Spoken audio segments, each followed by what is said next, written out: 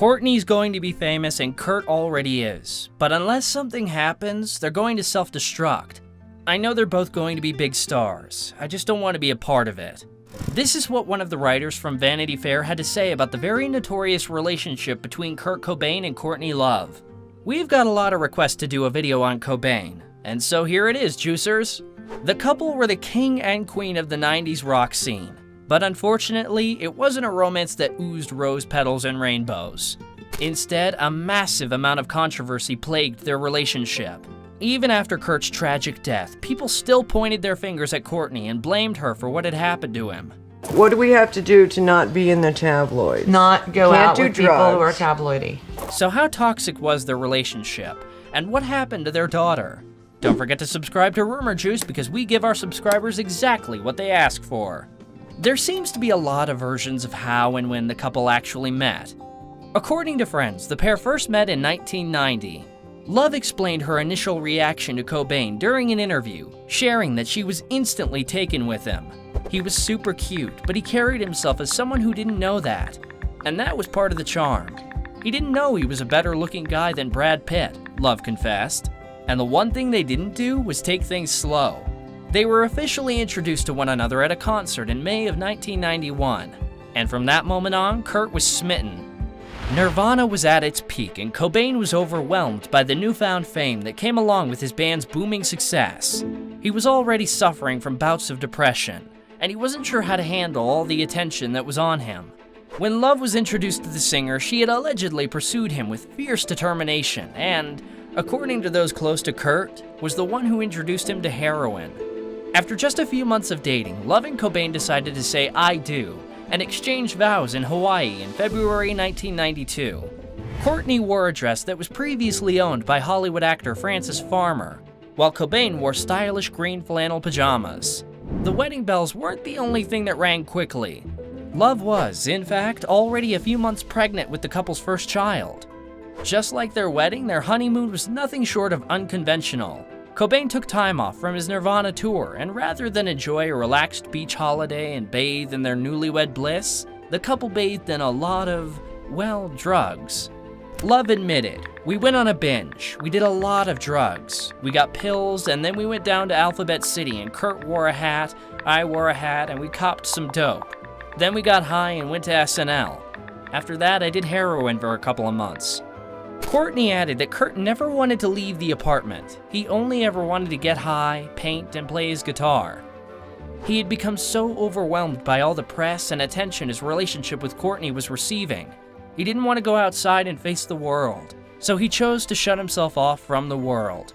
Cobain and Love's drug use continued until 1992, when they both attempted to get clean before the birth of their first child. They both signed themselves into separate rehab clinics, but their attempts to get clean were short-lived. Unfortunately, after just a few days in the clinics, the couple quickly checked themselves back out and went right back to their bad habits. A month after their daughter, Frances Bean Cobain, was born, Love said she used heroin while pregnant during her interview with Vanity Fair. But she later claimed the publication misquoted her. "I did do heroin when I was pregnant, and then I stopped, and I knew she would be fine. So it was never a concern that our child would have. I assured him I was built like an oxen and could carry this pregnancy to term and not have any problems," Courtney admitted. There's no doubt that the couple had to face incredibly dark times. The documentary about Kurt's life, Montage of Heck, released in 2015, revealed snippets of the sweet and intimate times the couple shared too. In never-before-seen video footage from the documentary, Cobain is seen joking with Love in the bathroom, while another moment captures Love teasingly climbing on Cobain's back while singing a song. However, it is almost impossible to ignore the downward spiral and self-destruction that Kurt begins to go through in the film. In one scene, he suddenly walks out of Frances' first birthday party. In another, he's nodding off while she's getting her first haircut. "Kurt, you don't want your daughter to see you behaving like this, on drugs," Love screams off camera.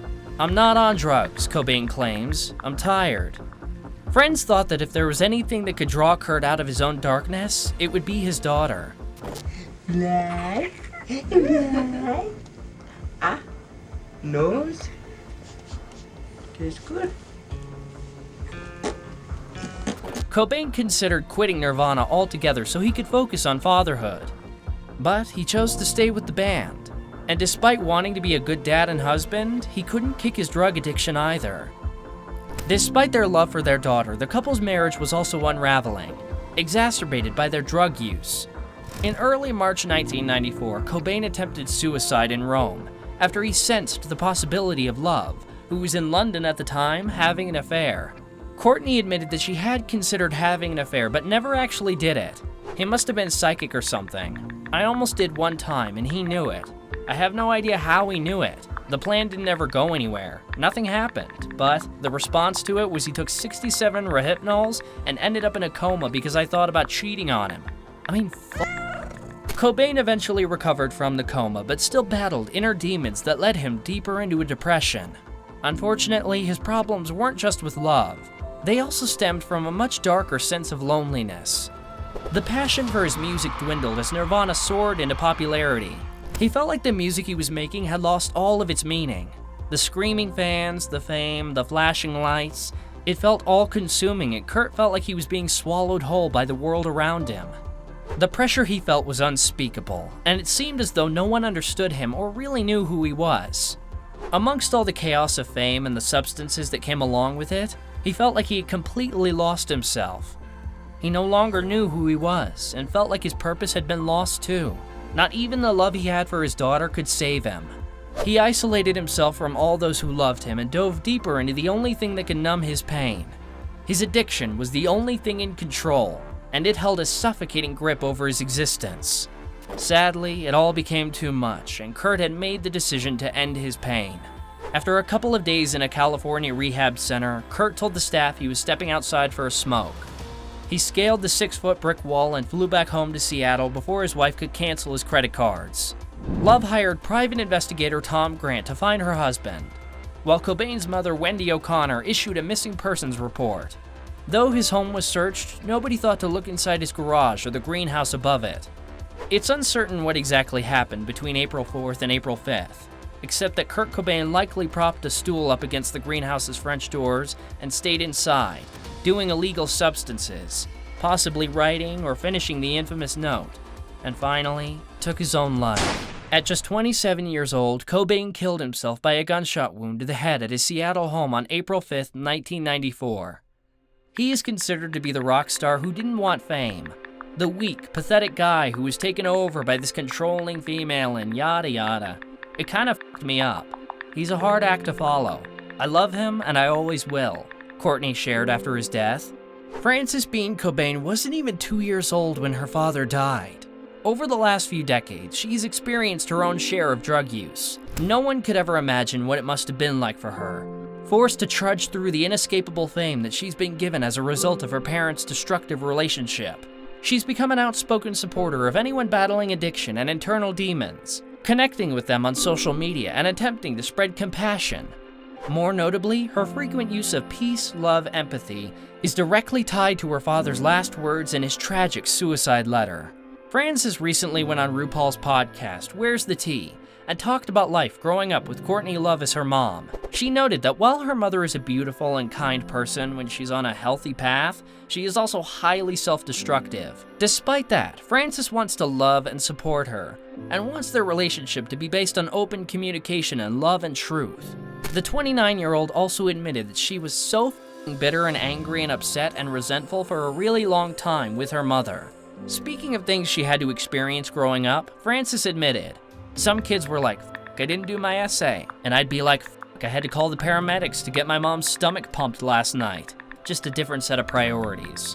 Thankfully, it seems like Frances and Courtney's relationship is on the mend, and they're trying to put their traumatic past behind them.